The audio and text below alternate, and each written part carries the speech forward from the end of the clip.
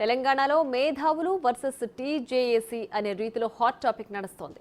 రాజీవ్ గాంధీ విగ్రహం వద్దని ఇటీవల రాహుల్కి మేధావులు లేఖ రాయడంతో ఈ వివాదం తెరపైకొచ్చింది. దీనిపై స్పందించిన తెలంగాణ జేఏసీ సెక్రటేరియట్ ముందు రాజీవ్ విగ్రహం వద్దని లెటర్ రాసిన తెలంగాణ కవులు కళాకారులకు లేఖ రాసింది.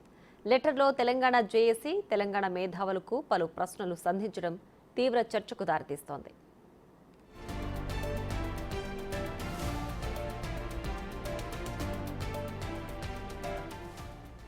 మేధావులు అని చెప్తూ తిరిగే వాళ్లకు రాష్ట్ర ప్రయోజనాలు ముఖ్యమా, కేసీఆర్ కుటుంబ ప్రయోజనాలు ముఖ్యమా అని ప్రశ్నించారు. 10 ఏళ్ల పాటు తెలంగాణను విధ్వంసం చేస్తే మేధావులు ఎక్కడికి పోయారని ఫైర్ అయ్యారు.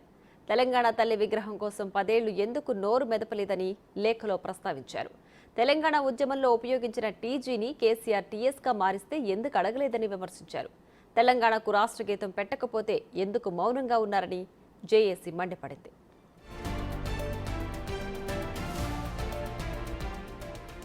గద్దర్ను గంటల తరబడి నిలబెట్టినప్పుడు సోయి ఎక్కడికి పోయిందని, ఇన్ని రోజుల పదవుల కోసం పెదవులు మూసుకున్న మేధావులకు ఇప్పుడే జ్ఞానోదయం అయిందా అంటూ ఎద్దేవా చేశారు.